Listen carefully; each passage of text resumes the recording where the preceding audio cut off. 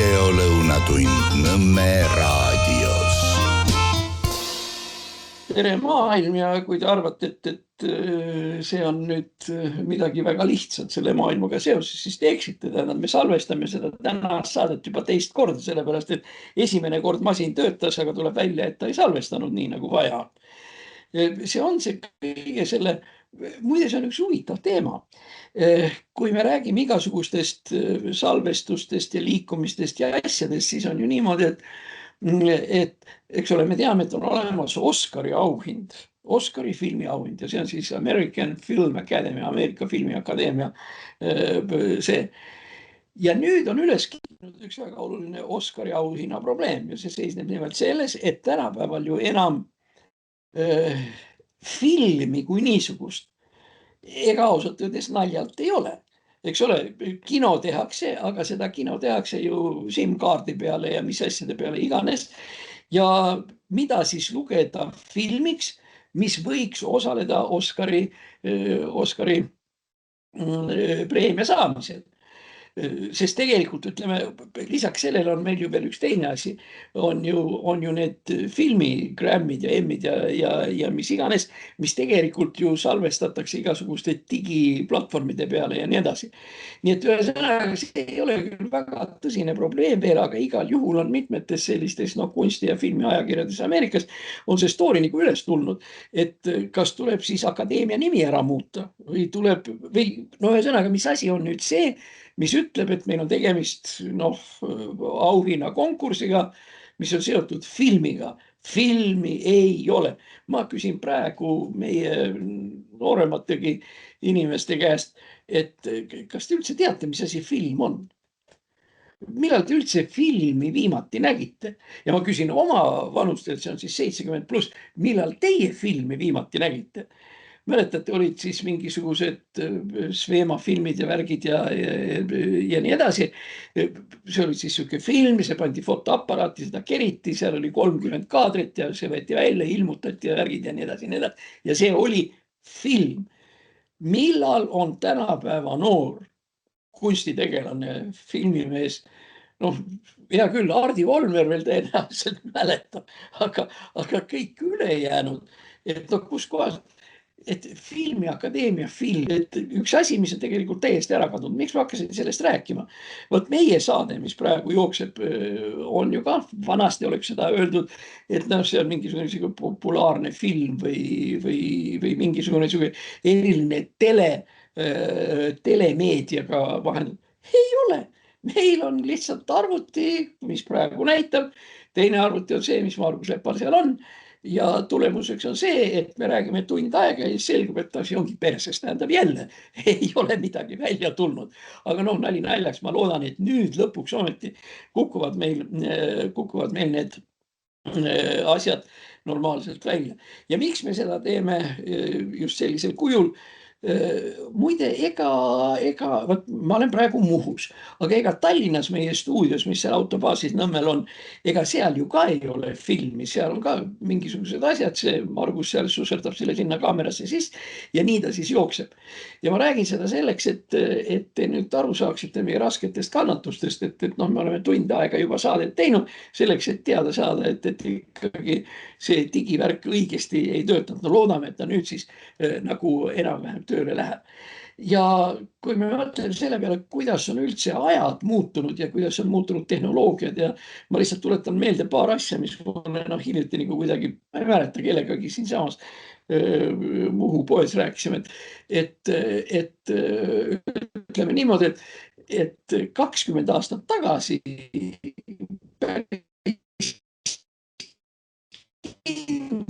keegi ei teadnud, et on selline hüüatus, kus kurat mu 20 aastat tagasi, see on mingi probleem. Telefon oli tänaval nurgal, oli putka ja seal see telefon oligi. Ja nendel vähestel, kellel oli see traadiga telefon, siis oli see seina küljesse kuskile ära kaduda ei saanud. Nii et kus on mu telefon, on seotud just nimelt selle mobiilasjandusega. Ja kui ma hakkan praegu nüüd nagu rohkem mõtlema selle peale, kui kiiresti on ajad muutunud. Mina olen nüüd 74 aastat vana ja hakkasin nagu mõtlema selle peale, et mis kõik asjad on tekkinud nüüd selle aja jooksul, mil ma olen elanud alates, ütleme, minu 30. eluaastast ja nii edasi. No võib-olla kõige radikaalsem ja kõige olulisem punkt on olnud see, mis puudutab internetti ja Wi-Fit ja muid selliseid asju. Mul tuleb praegu meelde, millal ma elus esimest korda nägin midagi sellist. See oli 92. aastal ühe minu Ameerika sõbra juures, kes töötas riigidepartementis, diplomaat ja see, ja me istusime seal tema juures ja siis jõime seal siis mitu pitsi teed ja siis oli ja siis ta näitas mulle midagi, tähendab, see oli nagu televiisori moodi siuke värk ja siis oli seal siis ka siuke klaviatuur, nii nagu trükimasinas on. Ja siis ta näitas, et kuidas ta siis ühendas ennast ühe teise kolleegiga sellest samast riigidepartementist ja kuidas nad rääkima hakkasid ja kuidas nad sõnumeid saatsid ja nii edasi. Uskumatu, kus me räägime 93. aastast ja muide selle süsteemi nimi on, mul on praeguseni meeles, selle süsteemi nimi oli Prodigy. Prodigy on inglise keeles tähendab imelast. No Mozart oli Prodigy.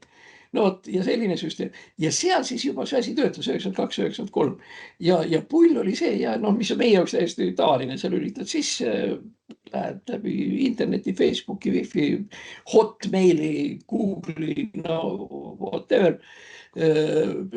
Ja siis noh, sa saad siis vastavalt kas informatsiooni või siis sa saad ennast kellegagi ühendada või midagi. Ja siis ma nägin seda esimest korda elus, see oli 92-93 Ameerika Ühendriikides. No muidugi seal selle ühendamisega, noh, ma veel nagu ei osanud hinnata, et no kui võimas see asi ikkagi tegelikult on. Sellepärast, et noh, tol korral, ma ütlen 92, neid inimesi, kellel oli internet või internetiühendus ja nii edasi, noh, ei olnud Washington DC-s. No ma oletan kuskil 10-20 000, mitte rohkem. Nii et sa ei saanud ühendada ennast ükskõik kellega, vaid kellegagi, kellel oli samasugune süsteem 20 000. Ja see oli 93. aastal, nii et praktiliselt ütleme nii, et 93 hakkas see pull peale. Noh, ja vaadake, kuhu me siis nüüd oleme lõppkokkuvõtte jõudnud. Ja kui me vaatame arvutivõimekust ja kõike seda, siis seda nüüd jällegi mingi kolleeg siin kuskil ütles, et ütleme niimoodi, et kuskil 95-96. aastal arvuti hakkas mängima malet. Noh, ei mänginud nii väga, aga noh, ta vähemalt nagu üritas. Siis kuskil 99 hakkas arvuti mängima malet hästi. Veel paar aastat edasi, 2002, 2003 ja nii edasi hakkas arvuti mängima malet nii, et ta võitis maailmameister Garri Kasparovit tol hetkel. Ja jah, noh, oligi siis see ja läks veel natukene aega mööda ja läks veel natuke aega mööda.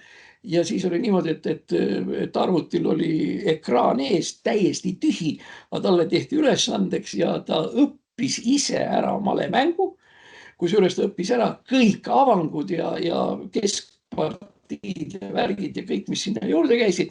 Ja noh, ja praktiliselt on lihtsalt nüüd niimoodi, et sa lükkad arvutil nupu sisse, ükskõik muide, kui nigelal arvutil või meie mõistes üks arvutil, ta lihtsalt teeb sulle 1-0 ära kohe.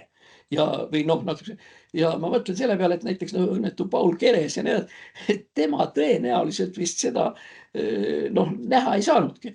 Aga see on see meie tehnoloogiline areng kõigi nende viimaste aastate jooksul. Nii et sellega ma kuidagi seletan, et kallid sõbrad, et kui selgub, et mu hääl ei kõla hästi, kui ma vehin kätega liiga palju, kui minu käed on liiga suured võrreldes minu peaga ja muide ongi, näed, on ju nii. Eks ole, siis andke palun andeks, see on väga moodu asi, aga ta lihtsalt meil alati ei tööta ja võib-olla meil vargusega ei tule need asjad välja ja meil on päästja, ma ei tea, kas seda siis nimetatakse režissöör või produtsent või kes iganes või operaator Maret, minu abikaasa, kes on kogu selle asja käima pannud ja nagu Margus ütles, Maret, mis me ilma sinuta teeksime, jumala eest, mis me tee, aga miks see nii on? Sellepärast, et meil on vanuse vahe, on ütleme põlvkonna vahe. Tähendab see, et minu põlvkond lõpeb enam-vähem ära nüüd ütleme sellega, mis praegu noh, meil Wi-Fi see edasi saada on. Maret on 20 aastat noored ja tema jaoks on isegi see nagu siuke suhteliselt lihtne värk. noh, ta lihtsalt tuli põllult kartuleid võtmast siia meie juurde, pesi käed ära ja noh, pani selle asja käima. Sest see on just nimelt, mis ma tahan öelda, mitte midagi muud, vaid see on see põlvkondade vahe. Et tänapäeval ju no põlvkonna hüppe, see minu male näide või see, mis oli, põlvkonna hüppe on 4-5 aastat ja juba on midagi. Ja noh, mis me muust räägime, meil on ju teada, tähendab see hüppe, mis meie jaoks leidis aset 2-3, äärmisel juhul 4 aastat tagasi ja mis on radikaalne hüpe, mis teeb kogu meie elu teistsuguseks, on AI. AI, mida ei olnud veel 5 aastat kindlasti.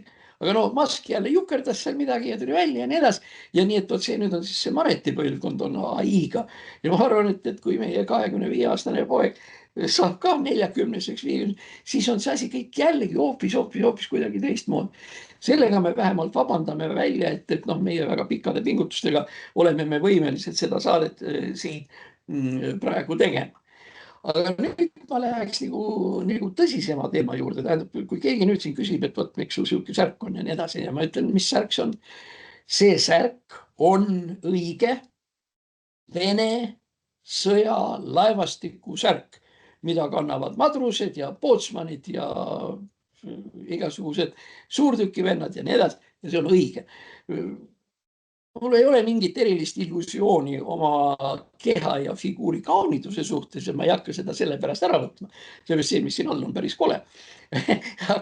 aga siin taga on veel üks väike viisnurk, mis ütleb, et see ei ole mitte lihtsalt niisama kuskilt suveniirina sealt ostetud särk, vaid see on tõeline Vene sõjalaevastiku särk, mille me ostsime 15-20 aastat tagasi, kui me Maretiga käisime Maria teatris sümfoonia nädalal ja nii edasi. Ja me ostsime sealt ja me ostsime selle sõjaväepoest, sellise päris õige ja selle.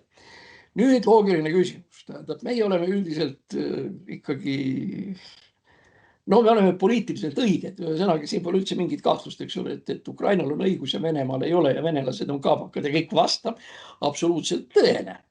Ja ongi kaabakad ja see ongi meie sügav veendumus, et nad on kaabakad. Ja mida rohkem venelasi surma saab, seda parem ja varem või hiljem Ukraina võidab ja see on meie kõigi ühine võit ja nii edasi, nii edasi, nii edasi. Nüüd küsimus, miks sul on Vene see Fufaika särk siin seljas? Vastus on väga lihtne.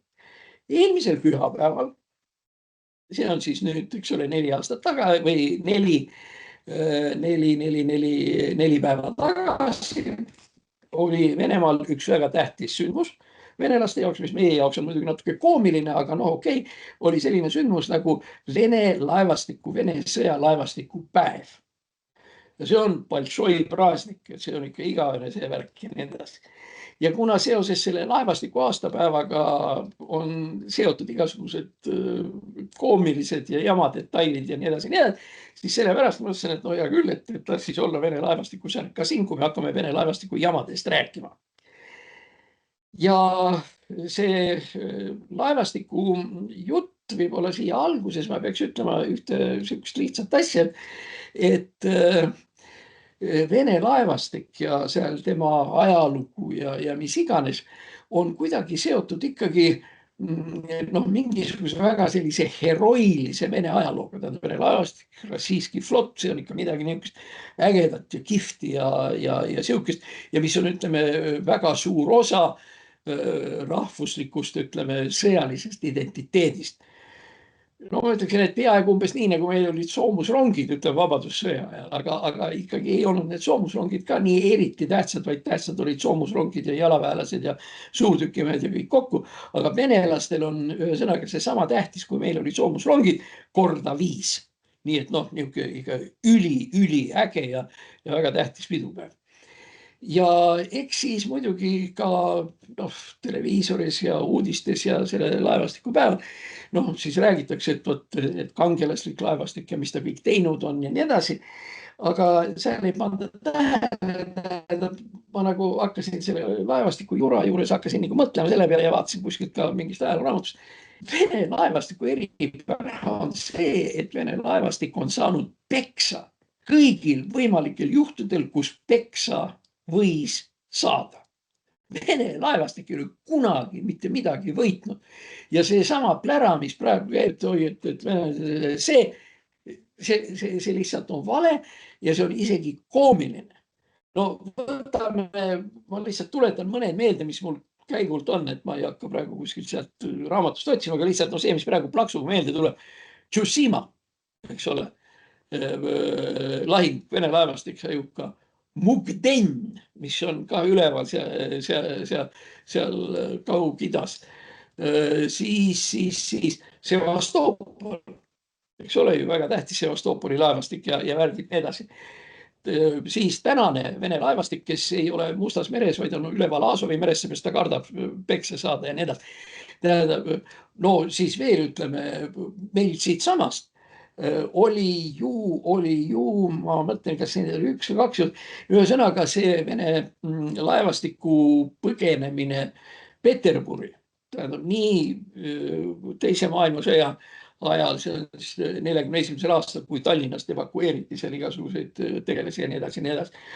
Ja mul läks meelest Vene-Jaapani sõda, mille Venemaa alustas ja kus ta ikkagi kõrge kaarega sai ikkagi kuustud krae vahele, no ikka iga kandi pealt. Kindlasti üks põhjus, miks Nikolai teine langeb. Muide, kui me veel oma asjadest räägime, noh, Balti laevastik on kuidagi nagu tähtis, aga sellest ma räägin võib-olla natuke hiljem. Aga tähendab, me oleme, Balti laevastik on üks neid selliseid äärmiselt haruldasi juhtumeid, ega ma ei oskagi rohkem öelda, kus veel, kus on püstitatud suur ausammas laevale, kes asja eest teist taha ära uppus. Milleks puudusid igasugused põhjused, seal ei olnud mingit lahingut, keegi kedagi midagi ei tulistanud ega midagi. Ja meil on siis ausammas selle jaoks olemas siis Russalka. Russalka lihtsalt, eks ole, sõitis Tallinnast Helsingforsi ja poole tee peal uppus ära. No mis siin siis nii väga kiita on ja ausammas püstitada. Muide, ma hakkasin praegu mõtlema, et ma tean ühte juhtumit, kus asja eest teist taha põhja laenud laevale on püstitatud küll mitte ausammas, aga tal on tehtud muuseum ja see on Gustav Vasa laevale, mis läks põhja Rootsis. Kusjuures ta läks põhja niimoodi, et ta oli valmis ehitatud, ta sõitis välja 100 meetri kaugusele ja läkski põhja. Ja kusjuures põhja mineku põhjuseks oli see, et suurtükid, mis olid laevale asetatud, ei olnud ära tasakaalustatud. Niimoodi, et seal laeva teki ühes servas oli suurtükki rohkem kui teises. Tasus tal välja sõita ja ta läkski siis kummuli, sellepärast, et suurtükid tegid ta niimoodi, viisid ta tasakaalust välja.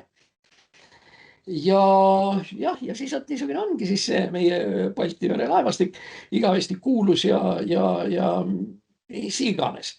Kusjuures seal taustaks tegelikult ei ole mitte midagi. Kui me nüüd räägime nendest selliste särkidega meestest, siis on Balti laevastikul, mis küll mitte millegagi eriti suurega hakkama ei saanud. No ainus asi, kus neil sõjaliselt midagi nagu välja kukkus, aga see oleks võinud ka minna teistmoodi, oli siis Saksa sõjavägede, Saksa sõjalaevade tulemine üle Muhu, üle väikse, üle Suure väina, läbi Moonsund ja läbi Tseruli. Tserul oli siis Sõrve poolsaar. Kui nad hakkasid siia tulema ja siis, aga muide jällegi, laevastik ei saanud ju nagu alati Vene kombe kohaselt mitte millegagi hakkama. Tegelikult selle sakslaste tulemise 1916. aastal, selle blokeerisid ära rannapatarei. Mitte laevastik, vaid rannapatarei. Ja selleks, et teada, kuidas on üks väga tore film, siuke romantiline armastust, nii et tapab ja mida iganes, mille selle filmi nimi on Moonsund. See on kunstiline film, seal 1000 meetri või see 1050 või midagi.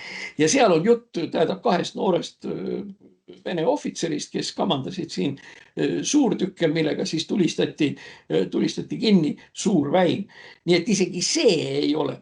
Ja muidugi, mis on veel omaette puhul kindlasti, et need inimesed, kes võib-olla nõukogude aega mäletavad paremini ja see, et Vene laevastikul on siuke hümni moodi laul. mille siis on Navertšev, Tavaritšev, Šepamestam, Последний парад наступает. Nii остается наш гордый варяг, пощады никому не желает. Ühesõnaga, see on siis varjaag, et tulge mehed kõik pardale, varjaagi laevale, meie oma laeva alla anda ei lase ja noh, ühesõnaga me olemegi sellised jõle kõvad mehed. Ja varjaag on laev, mis on olnud siis, mul läks meelest ära, tähendab, kus kohas venelased jälle peksa said, Port Artur muide. See on ka seal kaugel. Ja seal oli siis niisugune lugu, et jaapanlased siis tungisid peale ja venelased otsustasid, et nad ei anna oma suurt ja olulist laeva nagu varjaag jaapanlaste kätte ja nad uputavad ise ära. Tähendab, tehti siis niimoodi, et madrused ja need kõik viidi kaldale ja siis üks omaette brigaad seal jäi laeva peale, need avasid siis need küljepealsed sellised luugid, mida nimetatakse Kingstoniteks, avasid need Kingstonid ja varjaag siis läks siis põhja, et jaapanlased seda laeva kätte ei saaks. Aga nüüd tuleb klassikaline Vene laevastik. Kui nad on ikka käpardid, siis nad on käpardid isegi selles, et nad ei oska oma laeva alla uputada. Tähendab selle asemel, et nüüd laev seisab niimoodi, selle asemel, et laev nüüd ilusti vajuks, nii nagu Gustav Vasa muide, eks ole, vajuks ühele küljele ja läks põhja, ta läks põhja niimoodi. Teiste sõnadega läks 1,5–2 aastat mööda ja jaapanlased tõstsid selle varjaagi üles, nimetasid ta ümber Mugdenso, jaapani keeles ma ei tea, mida see tähendab, Mugdenso ja see varjaag sõdis jaapanlaste kasuks veel 20–30 aastat. See oli siis laev, mis nagu tahtlikult uputati ära selleks, et vaenlane seda laeva kätte ei saaks. Nii et ühesõnaga kogu see jutt, mis ma praegu räägin, on see, et see on ju igavesti äge kõik need jutud, mis nad räägivad see laevastikusega, aga venelased unustavad ära, et tõenäoliselt viletsamat laevastikku ja suuremaid käpardeid, kui on Vene meremehed, annab ikka jõle pikalt otsida. No praegune seis on meil ju niisugune, et 40%, ametlikult statistika, 40% Vene laevastikust on põhjas. Ukraina, kellel sõja alguses 2022. aastal sisuliselt laevastikku peaaegu ei olnudki, on tekitanud selle meredroonide ja ühtlasi ka üles ehitanud oma laevad ja nii edasi, on tekitanud olukorra, kus kurikuulus või kuulus Vene laevastik on lihtsalt alles 60%, 40% on Käpuli. No Käpuli on Aasovi meres, siis omaette teema on muidugi seal Sevastopol ja nii edasi, sealt midagi ei tule. Ja nii siis ongi see kurikuulus Vene laevastik. Võib-olla siin üks kõige olulisemaid selliseid detaile või selliseid, mida meenutab.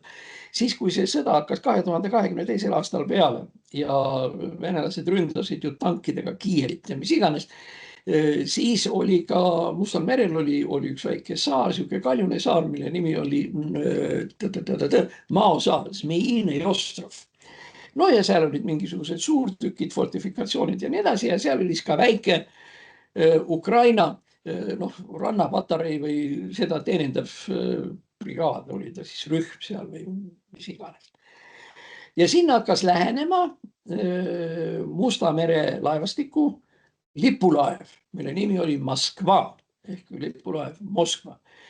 Ja nad raadioteel võtsid ühenduse selle saare kaitsjatega ja ütlesid, et mina olen Vene laev ja ma teen ettepaneku, et pange oma relvad maha ja nii edasi ja me tuleme rahumeelselt ja me võtame selle saare teie käest ära.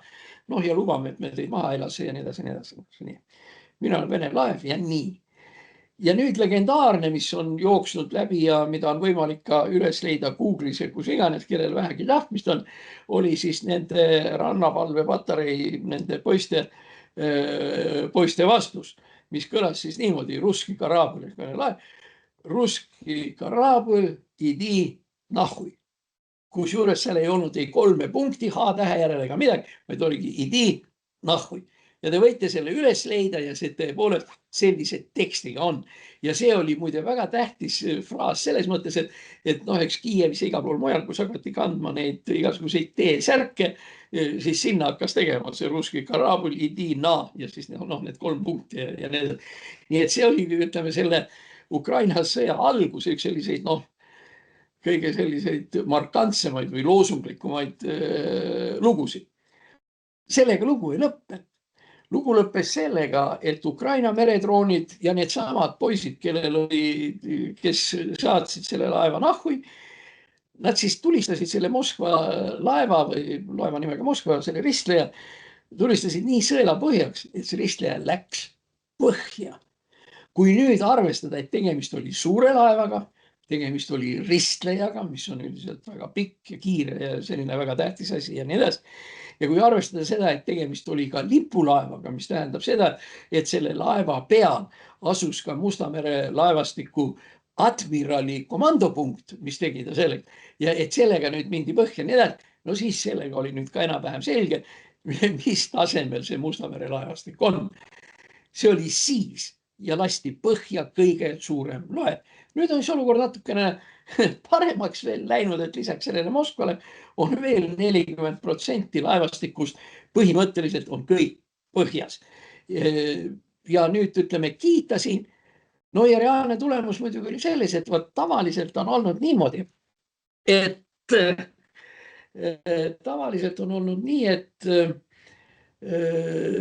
see merelaevastiku aastapäev või pealegi, mis ta on, muide, andke andeks, sealt paistab jõle palju, aga see asi on selles, et päike tuli välja. Vihm oli, nüüd tuli päike, nüüd läheb jälle kuskile. Ma unustasin öelda, et praegu siin me istume Muhus, nii et selles mõttes on siin olukord ilma nagu natuke mitut moodi. No tegelikult on siis kujunenud selline olukord, et ütleme, neid laevastikulaevu või neid laevastikke on mitu. Kõigepealt on Põhjamere laevastik Severomorskis, Vaikse ookeani laevastik Vladivostokis, Musta mere laevastik seal ja Balti mere laevastik siis siin. Traditsioon on olnud selline, et Putin, president, ütleb siis laevastiklastele palju õnne ja räägib sellest, kui tublid ja kõvad nad on ja nii edasi. Ja standardne koht on olnud üldiselt Peterburi, Leningradis, Neva jõel. Ja siis vanasti veel mõni aasta tagasi see värk käis niimoodi, et näed, päike läheb ära. Oli niimoodi, et need laevad hakkasid tulemused kuskilt Neva ülemjooksult ja tulid siis kolonnis üksteise järel kuni Balti mereni või sinna Kroonlinnani välja. Ja siis üks suurem kui teine, seal olid siis ristlejad ja seal olid siis ka valvelaevad ja mis iganes kõik. Ja see siis oli seal. Ja seda laevastiku paraadi võttis vastu Putin, kes oli siis ühe sõjaväe kaatri peal, seisis see kaatri pealt, andis au ja siis temal andsid au nende kõikide laevade peal üles rivistatud madrused ja kõik need meeskonnad, vot niimoodi. Ja see on niimoodi olnud aastaid. Ma arvan, et see, kui seda tead, võib-olla isegi nõukogude ajal tegelikult, sest siuke laevastiku paraad ja ikka kõva asi ja mis iganes. Nüüd oli siis teine aasta järjest, kus seda laevade kolonni läbiminekut mööda Neva jõge ja seal sildade alt ja nii edasi enam ei olnud. Putini hirm selle eest, et ta saab mingi hirmsa kolaka või ta saab mingi hirmsa kolaka, ütleme, nende laevadega koos või mida võidakse tulistada ja mis iganes. Ühesõnaga, tema hirm oli nii suur, et ta seisis ühe sellise kaatri peal, mis oli suhteliselt väike, natukene sõitis seal edasi-tagasi, seal laevu ei olnud, aga nüüd siis, kui kõnepidamiseks läks siis, need, kes on Leningradis käinud, kindlasti mäletavad ja teavad, et kui sa Nevski prospektist sinna Neva poole vaatad, siis seal on üks koht, kus on hästi kõrge peenike torn. ja see torn on admiraliteeditorn, Spieladmiraliteistva. Admiraliteeditorn, no seal taga on siis ka mingid tehased, kes ehitavad laevu ja nii edasi. Aga nüüd oli siis niimoodi, et selle admiraliteeditorni juures või seal oli siis üles rivistatud üks sats madruseid ja muidu laevnikke. Mis ma oskan öelda, no hääl juhul vast siis 100 võib-olla oli või see, mis Vene armees ja laevastikus on, rood. No igal juhul vähem kui pataljon, kui Vene mõistete järgi rääkida. Ja nemad olid siis üles rivistatud, väga ilusad, valged vormid, kuldsed mõõgakesed, need kortikud seal ja nii edasi. Ja siis Putin ütleb, et soovin teile selle õnne. On siis nende vastus. Nii, ja siis kukub Putin kõnet pidama. Kusjuures ta isegi ei räägi mitte millestki kaasaegsest, et vot siin on probleem ja seda käib ja värgid. Ta räägib ikkagi seda vana jura laevastiku kuulsusrikastest traditsioonidest ja värkidest, millest meie siin rääkisime. Laevastiku kuulsusrikkad traditsioonid on see, et need künad 40% on juba praegu põhjas ja ülejäänud olid põhja võetud juba, pagan sa seda tead, Sevastopoli aegadest saadik või Krimmi sõjast või millest. Ehk teiste sõnadega, Putin ei olnud võimeline läbi viima ühte väga olulist sõjalist manifestatsiooni või demonstratsiooni, mis on tal alati olnud. Esimene asi, eks ole, ta ehmatas ära, kui ta ei julgenud minna 9. mail Punasele väljakule või tähendab oli seal ja siis kuidagi niimoodi siin. Siis nüüd laevastiku aastapäeval või laevastiku, muide oligi aastapäev 130. Ta ei julge ka enam sinna tulla. Nii et Putini kogu kõne oli lihtsalt ühe sõnaga admiraliteedi ja kogu selle hoone tagaõuel, kus üleüldse mitte mingisuguseid inimesi peale nende õnnetute meremeeste, kes rivvi pandi, olid üles rivistatud. Putin muidugi on sunnitud arvestama veel ühe asjaoluga, et ega see tema armastus laevastiku vastu ei ole siuke päris vastastikune, sellepärast ärme unustame ära, et Putini võimuloleku ühtedel esimestel aegadel läks põhja allveelaev Kursk, mille põhjused ja nii edasi on tänaseni korralikult uurimata, teadmata ja nii edasi. Ja Putin täiesti käpardlikult, kohutava käpardlikkusega, kuidas nüüd öelda, manageeris seda olukorda. Seal oli ju võimalus Kurski meeskonnast mingisugune punt mehi ära päästa, seal norralased ja kes iganes ja nii edasi ja Putin ei lubanud välismaa tuukreid sisse ja enda tuukrid ei suutnud midagi teha ja kõik. Nii et ühesõnaga, ütleme Kurskist omakorda pool sellest meeskonnast, umbes 7-80 inimest, uputas Putin ise ära. Ja ega sihukeste asjade peale meremehed vaatavad ka sihukese kergelt või ikka päriselt hapu näoga. Et nii läks ja nii juhtus. Aga nüüd me võiksime edasi minna veel sellega, et võt siin on nagu kaks asja, mis ma tahaksin rääkida, ma mõtlen, et kummas järjekorras. Kuule, tead, mis ma alustan võib-olla siis pigem sellest, et mispärast see Balti laevastik nii tähtis ja nii kuulus on. Sellepärast ka meie sõjamehed ja teised ameeriklased, kes iganes ütlevad, et üldiselt Balti laevastik on üks roostetanud künade kogu. Et sealt ei ole ei laevu, mis sõidavad kiiresti välja, nende võimalikud tegutsemisvõimed ja asjad ja nii edasi, tulistada seal kedagi siis antud juhul, ütleme siin Balti või Soome või ükskõik, on täiesti minimaalne. Tegemist on ikkagi mingisuguse totaalse rämpsuga. Kui nüüd niimoodi rääkida, siis mina ei ole spetsialist, aga kui ma kuulen ja loen, mis räägitakse, siis üldiselt arvatakse niimoodi, et venelastel on enam-vähem nagu 2 tugevat laevastikku. Must meri on ka rämps, eks ole, seda me nägime, kuidas lipulaev lastakse põhja, eks ole. Aga tähendab, arvestatavad on tegelikult, ütleme 2 asja. Üks on siis Vaikse mere laevastik. Mina töötasin mingi aja Ameerikas ühe teaduriga, kelle nimi oli Grigori Pasko, kes oli siis 3. järgu kapten ja teenis mingisuguse aja Kaug-Idas, aga noh, nüüd siis elas ja töötas Ameerika Ühendriikides ja kusjuures muide ta tegeles hoopis teiste asjadega. Tema teaduslik eriala oli igasugune roheline poliitika ja nii edasi.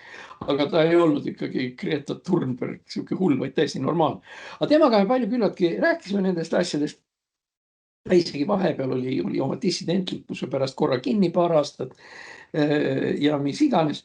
Ja siis seal oli niimoodi, et tema just rääkis sellest Valgevere laevastiku või selle Atlandi, vabandust, sellest Vaikse ookeani laevastikust, kuidas seal oli ja nii edasi, et üldiselt tegemist oli sõjaliselt vähe võimeka jõuga, aga ta vähemalt oli laevastiku moodi, ta ei olnud sihuke kastrol, roostes kastrolite kogum, nagu on seda Balti mere laevast. Nii et Vaikse ookeani kohta on 3. järgu kapten, Ameerika kodanik ja nii edasi rääkinud, mis seal on. See on muide omaette pikk lugu, kuidas seal need laevastiku asjad kirjasid.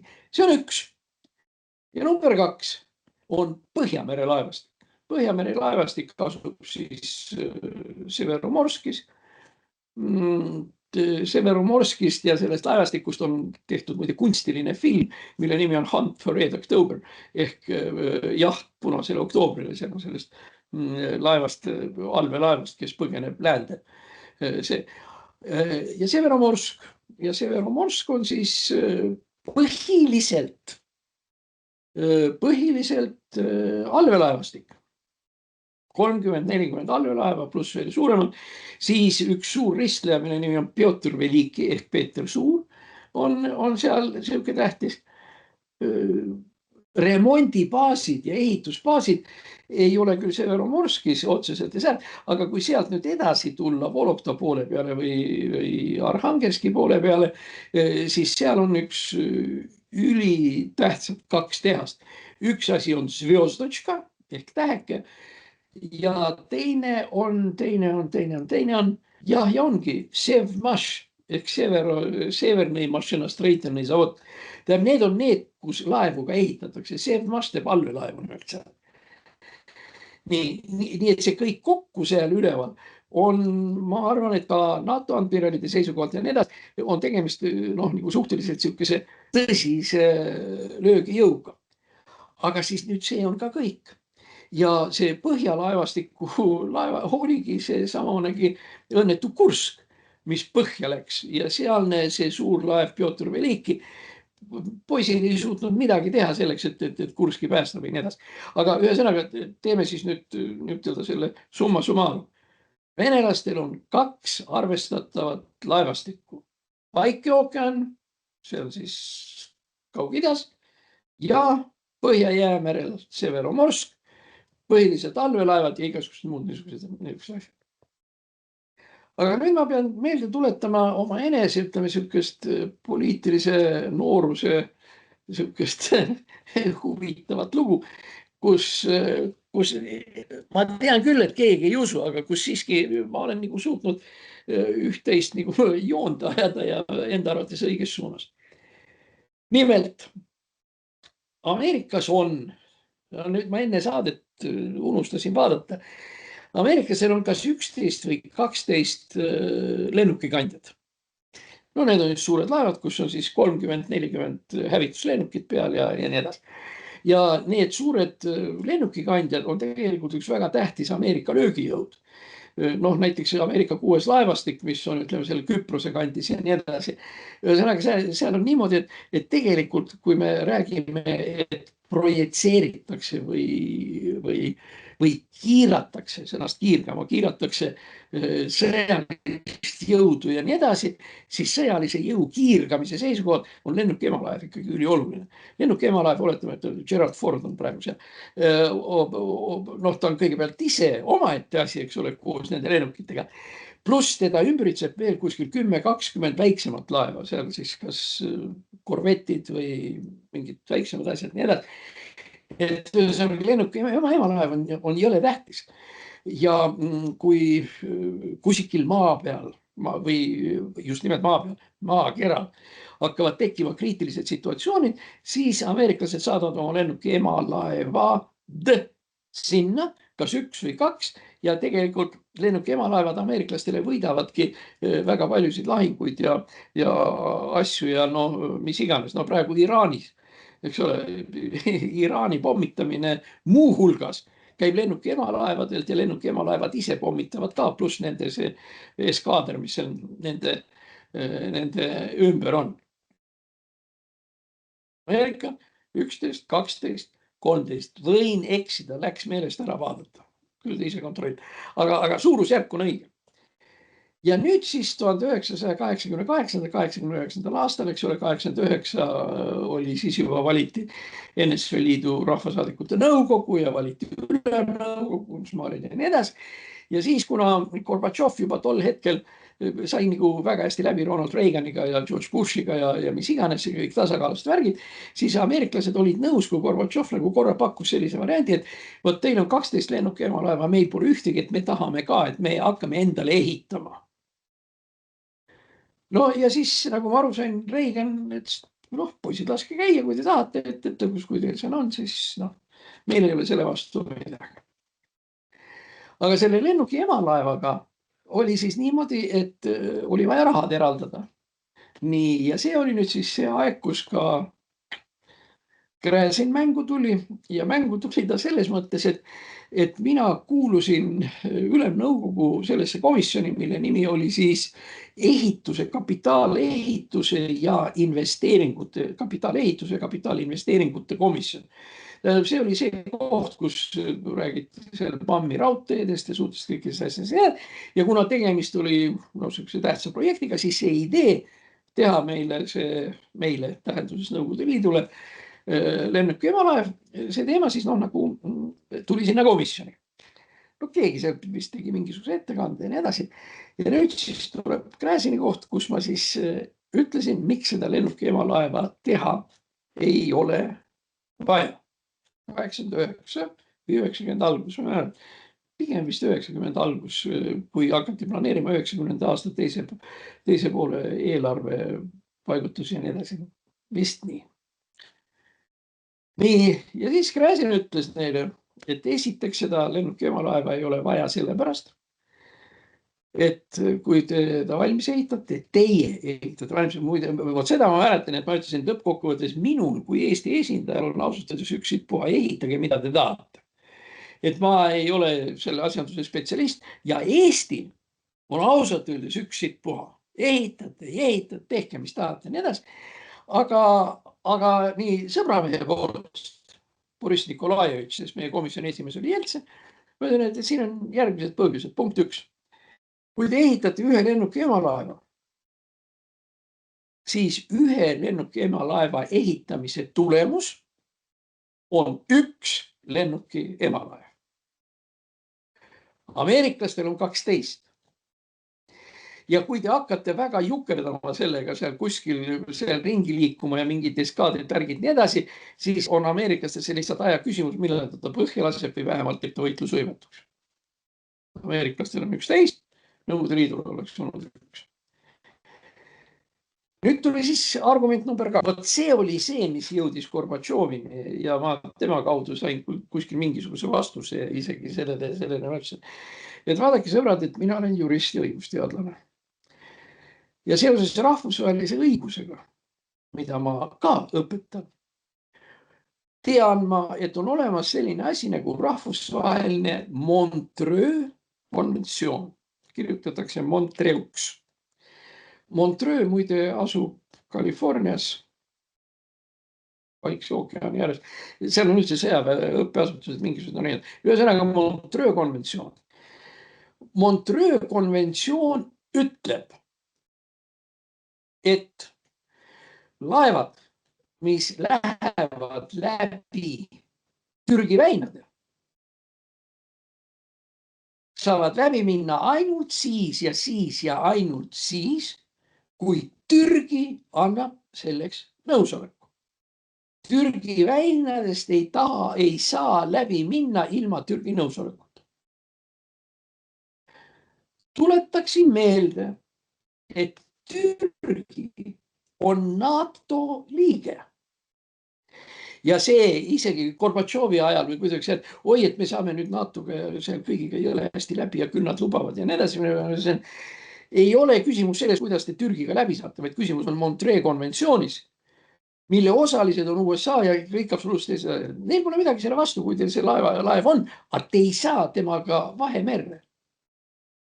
Te jäätegi temaga hulpima, paremal juhul Mustas meres. Noh, seda enam, et muide selleks, et ameeriklased saaksid Musta merre ka praegu, peavad nad Türgi käest nõusolekut küsima. See Montreux konventsioon töötab igas suunas. Ja lihtsalt see, et te saate Türgiga hästi läbi, ei anna teile veel mitte mingisugust garantiid, et Türgi lubab teil minna, sest NATO keskväe juhatus lihtsalt ütleb, et meil ei ole seda venelaste küna siia vaja. Ja ei saa. Ja reaalne tulemus on see, et te olete selle ehitanud seal kuskil Nikolajevis või Sevastoopolis või nendes tehastes, no teil on ta nüüd valmis. No ja edasi. Kuhu te saate taga edasi sõita? See oli siis minu argument number 2. Ja nüüd tuleb siis argument number 3, mis tegelikult jättis võib-olla komisjonile vaata, et veel kõige sügavama mulje oli see, et esialgsete rehkenduste kohaselt pidi see lennukikandja maksma 18 miljardit USA dollarit. See on tema maht. No 18 miljardit on tänane 40-50 miljardit. Ja vaeses riigis, nagu Nõukogude Liit seda oli, lihtsalt võtta 50 miljardit ja maha visata ja nii edasi, noh, jääb ära. Ja selles mõttes see meie komisjoni üldse tegelikult tuligi, sellepärast, et küsimus oli selles, et kas me oleme nõus eraldama 18 miljardit, võt selleks ja nii. No see asi nii jäigi. Nii et tegelikult jäi see lennuki emalaev ehitamata. No iseenesest väga arvukas otsus, mis seal rääkida ja nii edasi. Aga nüüd tuleb selle muinasjutu teine pool. Nüüd, kus Putin on võimu juures olnud tükk aega ja nii edasi, on tal see idee lennuki emalaevast ikkagi kuidagi kogu aeg sihuke kuklas olnud. Ja erinevalt seal Jeltsinist, Gorbatšovist ja nii edasi, Putin on ikkagi põhimõtteliselt nii oma sügavalt olemuselt, tähendab, tegemist on puru lolli inimesega, kes hirmsasti usaldab rusikaid, kaklusi ja igasuguseid ja kelle idee ja ideaal on see, et ta peab olema kõige tugevam ja peksab kõik ülejäänud tänaval laiali, nii nagu ta lapsepõlves Peterburi kangialustes tegi. Tarvis ehitama hakata. No, to make long story short, teha nüüd see pikk lugu nagu lühemaks. Point oli siis nüüd selles, et hakatigi seda ehitama üleval Severomorskis, ehitatigi valmis midagi.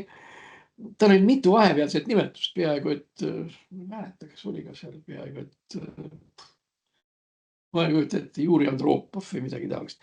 Aga no, ühesõnaga tema viimane nimetus oli Admiral Kuznetsov. Ja nüüd siis see käru sai valmis. Ehitati vist 10 aastat või veel midagi, ikkagi suur jurakas ja kõik see. No ja siis ühel hetkel lasti ta siis tehasest välja. Ta natuke hulpis seal Põhja-Jäämere juures ja midagi. Ja siis anti talle lahingu ülesanne. Et lennuki emakandi laevar, see Admiral Kuznetsov peab sõitma suurtele meredele, nii nagu Ameerika laevad sõidavad suurtele meredele. Ja no kuna siis sel ajal oli siis ka parasjagu käepärast üks sõjaline konflikt, kuhu võiks saata, oli Süüria. Et saadame selle siis Süüriasse.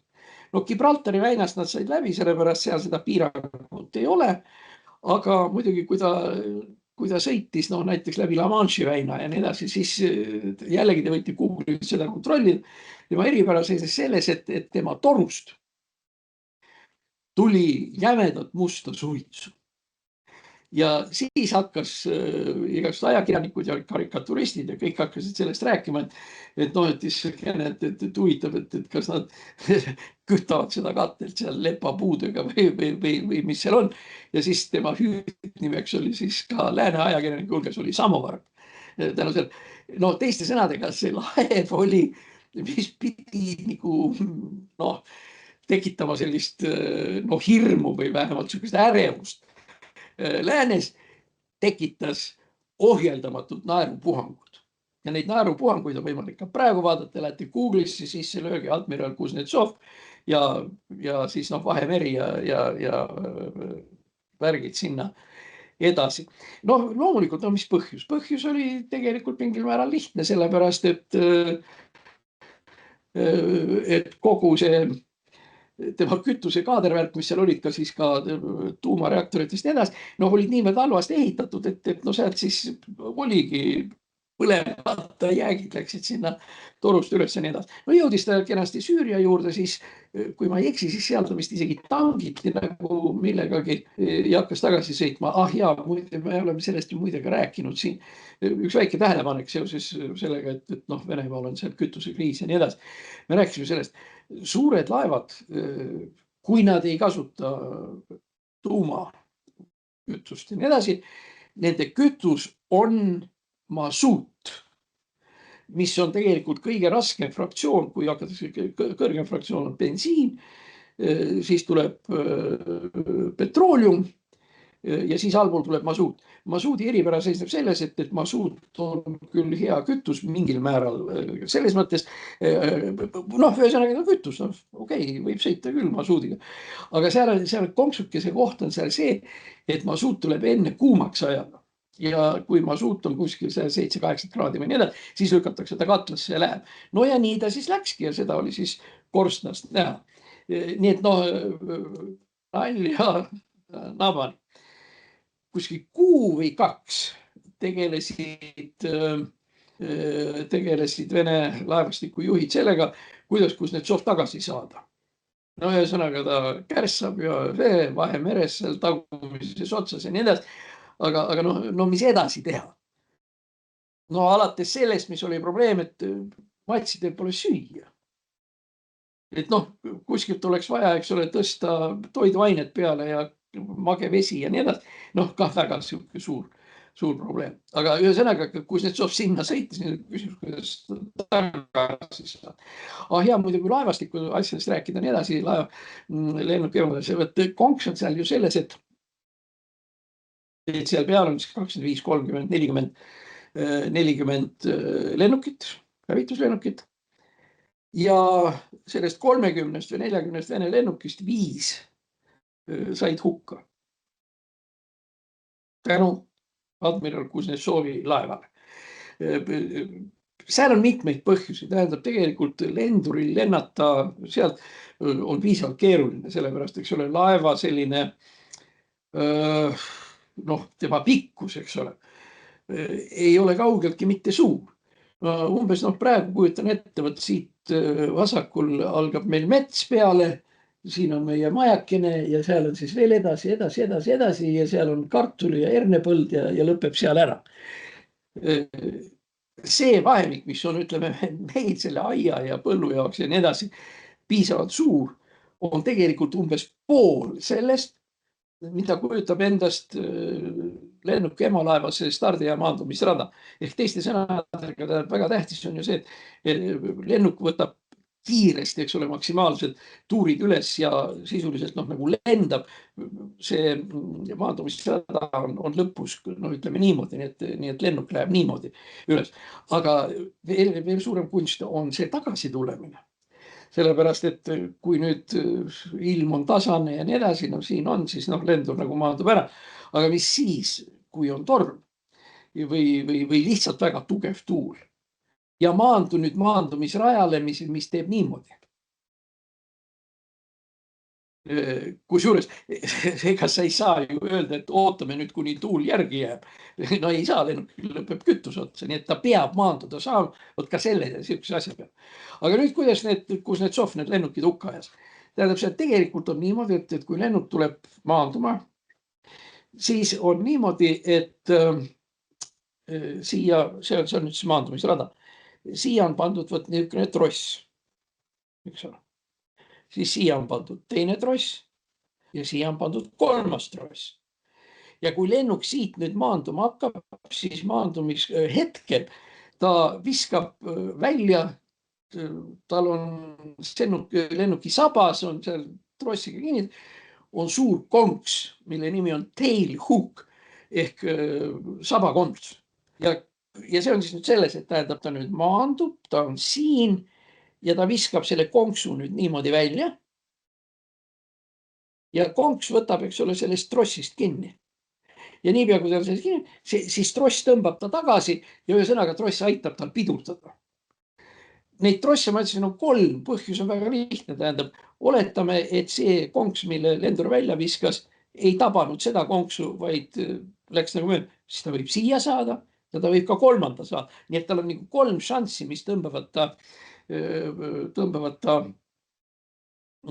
seisma. Muide selleks, et aru saada, kui suured ülekoormused on maandumisel, on üks asi, mis on lenduritel, 28, 29, 30 aastased mehed, selline elukutseline haigus on silmasarvkesta eraldumine. Sellepärast, et maandudes see on nii kõva, et automaatselt silmasarvkest eemaldub. Mitte kohe, aga see lihtsalt näitab, kui jube see värk on, sellepärast, et nende lendurite põhiprobleem on silmasarvkestade ja nende lahti tulemine või see just nimelt sellepärast, et nad pidurdavad ja lendavad väga lühikese maa peal.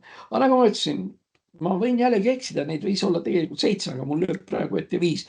Tähendab 5 sihukest lennukit admiral Kuznetsov virutas merre. Tähendab 2 juhul oli niimoodi, et kui lennuk ei saa kuidagi nende konksude, tähendab nende trosside külge, siis ta tõstab oma tuurid üles ja läheb järgmisele ringile. Niimoodi ja nii läheb ära. Seal 2 juhtumil oli see. Siis 2 juhtumil oli see, et ta nagu ei saanud konksuga külge ja see, aga lendurid jõudsid reageerida, nad katapulteerusid, ühesõnaga nad läksid üles. Ja sellega meil on 4 käes. Ja nüüd oli siis 1 või 2, mida ma täpselt ei mäleta, kes läksid siis kabiini sees ja nii edasi ja läksid ja uppusidki sinna ära. Mis see Kuznetsov asjasse puutub? Sest tegelikult ütleme, ma tahaks väga rõhutada, et nende lendurite töö on kuradi raske. Ja süüdistada neid, et nad ei oska lennata ja nii edasi, ei ole, tähendab, see on ikkagi niivõrd võimas on see värk kõik seal. Ja aga Kuznetsovi pull oli selles, et nüüd on, eks ole, siin see tross, konks tuleb siia taha.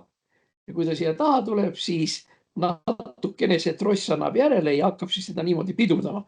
Kuznetsovi tross oli nii kõva ja nii sirge nagu raudlatt, mille tulemus oli põhimõtteliselt see, et lennuk nagu sai sinna otsa küll, aga siis pärast seda ta maandumisrajal sisuliselt peatudes kukkus ninuni. Sellepärast, et selle trossi, ütleme selle trossi ratas või see, mis peaks teda järgi on, lihtsalt oli ära roostetanud. Ja igasuguseid asju nüüd veel. Aga nüüd siis seoses selle armea või selle sõjaväevastiku aastapäevaga, ma tuletan meelde, et siin on niisugune mul, see oli niisugune värk, et tuli see uudis 2-3 nädalat tagasi. Ma arvan, et siin kuskil paari päeva pärast ma leian selle asja täpsemalt üles, aga see ei ole tähtis. Tähtis on see, et uudis ise on huvitav.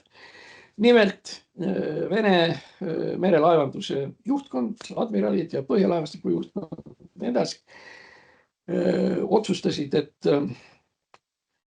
et admiral Kuznetsov tuleb ametist maha võtta. Temast enam kunagi mitte midagi ei saa.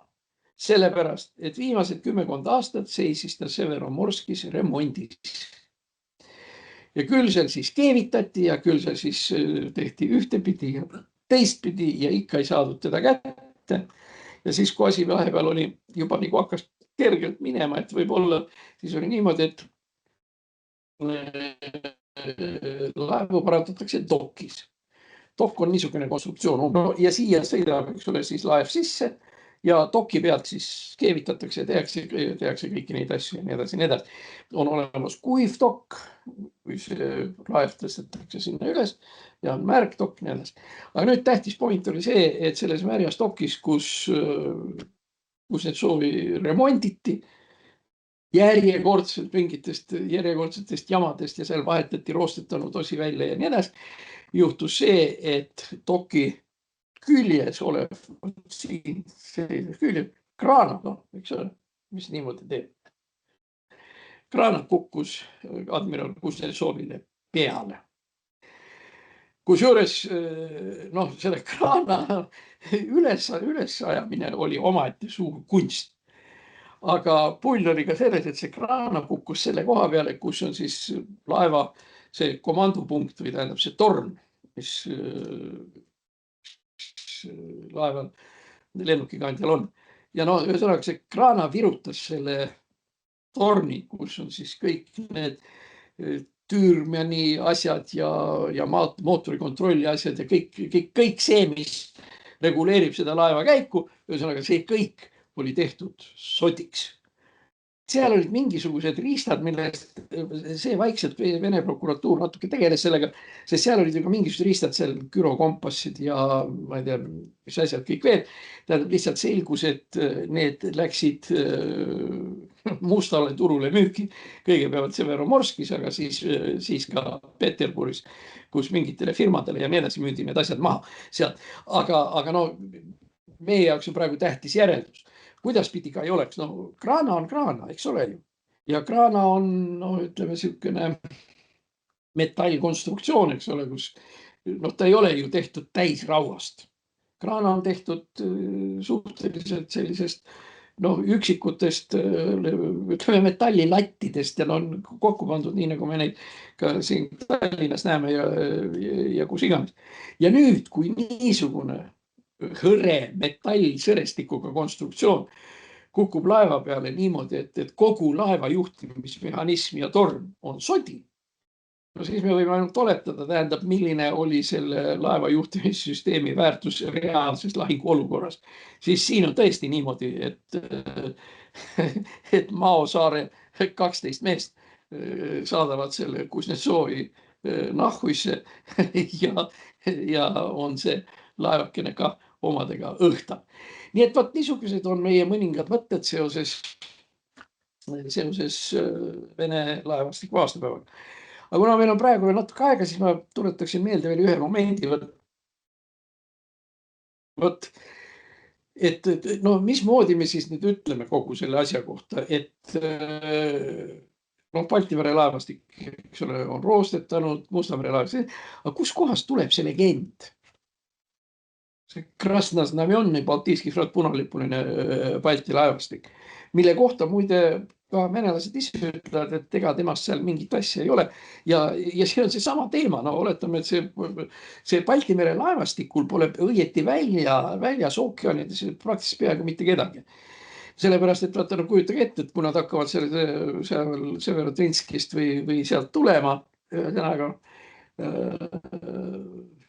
sellest Balti laevastikust ja mis iganes, ega nendel on ju ka ees.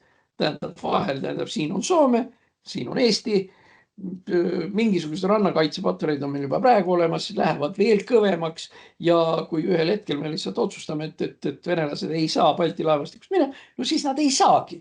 Ehk teiste sõnadega ta istub jällegi nii, nagu oleks istunud see admiral Kuznetsov Türgi väinades, nii istub Balti laevastik tegelikult Soome ja Eesti ja siin Hanko ja praegu mis veel iganes.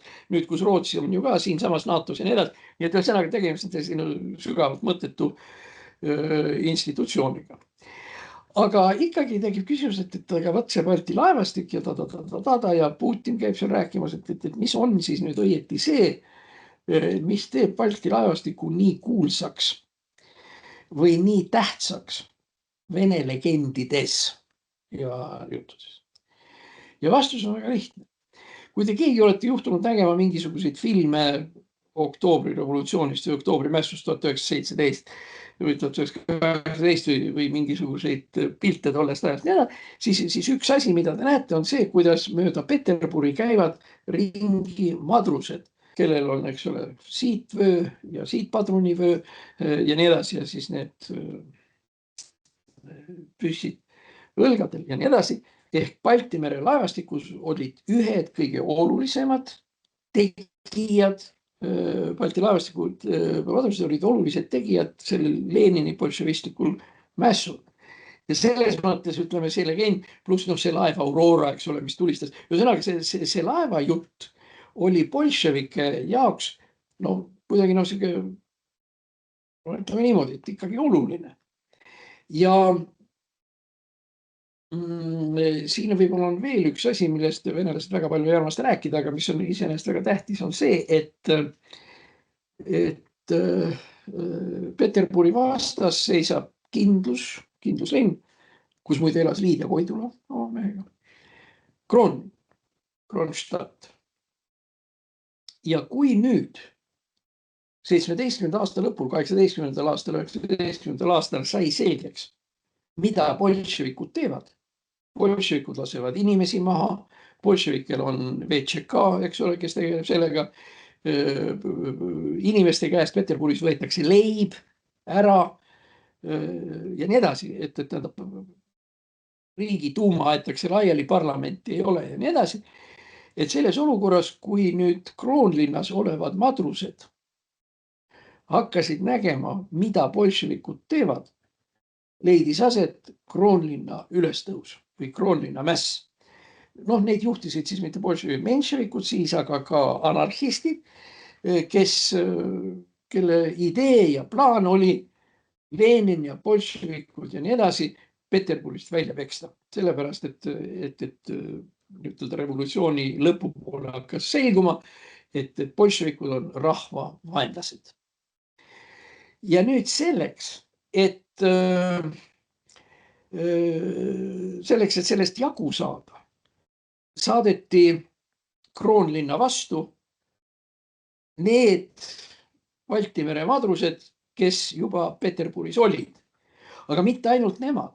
Tegelikult saadeti sinna Petrogradi linnajuhid, Petrogradi nõukogu liikmed, töölised ja värgid ja nii edasi. Saadeti neid Kroonlinna Balti mere madruseid tapma ja maha laskma. Ja see oli üks kõige õudsemaid asju kohe selle revolutsiooni alguses. See oli siis, kui need kallale tungivad, mässu maha suruvad Balti laevastiku madrused hakkasid inimesi elusast peast jää alla uputama, kui nad hakkasid neid piinama sel teel, et neil raiuti ära kehaosad ja mis iganes ja nii edasi, nii edasi. Ja lõpuks see mäss surutigi maha. Aga samal ajal on see kuidagi nagu oluline moment Vene ajaloos, lihtsalt öeldakse, vot Kroonlinna mäss, aga ei räägita sellest, mis selle Kroonlinna mässu taga oli. Nii et selles mõttes ütleme ka see võib-olla Vene viimane katse, selline viimane suur katse Leninist ja bolševikest ja nii edasi kuidagi jagu saada, on ka seotud tegelikult seotud Balti mere laevastikuga. Ja lõpetuseks siis võib-olla nii palju veel, et selle Balti mere laevastiku ja selle Kroonlinna mässuga seoses ja nii edasi on üks seos Eestiga. Ja Eesti on meil siis lühidalt öeldes niisugune. 24. veebruaril tähistatakse Nõukogude armee ja nüüd siis Vene armee aastapäeva. 24. veebruar. Mis siis juhtus 24. veebruaril? 24. veebruaril tuli üks kamp, tegelikult kuskil 1000 madrust, eesotsas ühe sellise anarhistliku juhi Pjotr Dõbenkoga ründas Narvat. Ja tegelikult oli niimoodi, et Narvas nad põrkasid kokku sakslastega ja põgenesid. kusjuures nad põgenesid niiviisi, et tähendab järgmine teema on see, et bolševike nõukogu esimees Kaasanis, kujutage ette, see on Volga keskel, Kaasanis ütles, et linnas tekkis korra lagedus seoses sellega, et saabusid Balti mere madrused eesotsas Dõbenkoga. Ja nüüd kujutage endale ette, tähendab, ära joosta Narva alt Volga keskele. Kui võimas see ära jooks ikkagi pidi olema, kusjuures nad jooksid ju Moskvast mööda. See on sealne pool. Ja nüüd teised pool, kes neil Narvas vastas olid? 7 või 8 Saksa mootorratturit ja 50-60 Saksa jalaväelast. Me ju teame, et 24. või 23. 24. oli ju tegelikult niimoodi, et kuulutati välja Eesti Vabariik, eks ole ju. Ja me teame, et ju kuulutati välja Päts ja Konnik ja Vilms ja nii edasi, sellepärast, et sakslasi ei olnud. Kui sakslasi ei olnud veel Tallinnas, no siis paljukese neid seal olla Narva all. Nii et teiste sõnadega Dõbenko põrutas minema, tähendab täieliku argpüksina, kusjuures sellest on ka hiljem räägitud, et need madrused, kes olid kogu oma teenistuse veetnud soojades, kubrikutes, laevades ja rahuliku elu ja rahuliku töö peal, kui nad nüüd ükskord nägid mingisugust välismaalast püssiga ja nii edasi, et kuidas nemad siis nüüd niimoodi. Ja nüüd siis tekibki niimoodi, et Vene armee aastapäev ja meie vabariigi aastapäev langevad omavahel kokku. Või no suuresti langevad kokku just nimelt sellepärast, et noh, oligi sihuke omaette küsimus on see, kuidas need 8 mootorratturit sinna said. Aga fakt on see, et seda on Narva enda elanikud meelde tuletanud ja seda Dõbenko ärajooksmist ja mis iganes. Nii et selles mõttes Dõbenko kui madruste juht ja see on ka seotud siis Eesti Vabariigi ja kõigi nende asjadega ja nii edasi. Aga okei, hakkame siis lõpetama. Tähendab, nüüd on siis niimoodi, ma ei tea ju muidugi, ma loodan, et siin nüüd midagi ikkagi salvestati. Ma loodan, et ma 3. kord ei jõua enam seda teha. Ja siis ma kasutan ühtlasi ka juhust, et paluda teid aidata meid neid asju tegemast, sellepärast, et kuigi, ja ma rõhutan, kuigi me töötame või vähemalt mina töötan kindlasti absoluutselt ilma rahata. Ja ma ei tahagi seda raha saada, ma tahan, et mul oleks võimalus teiega juttu ajada. Aga ega see ei tähenda, et kõik see, mis me teeme, iseenesest midagi ei maksa. Ma ei räägi ainult elektrist, aga lihtsalt põhimõtteliselt kaamerad, asjad, tuled, värgid, nii edasi, nii edasi. Need asjad kõik maksavad. Ja need on reaalsed kulud ja oleks muidugi äärmiselt tore, kui te saaksite meid siin osas natuke aidata.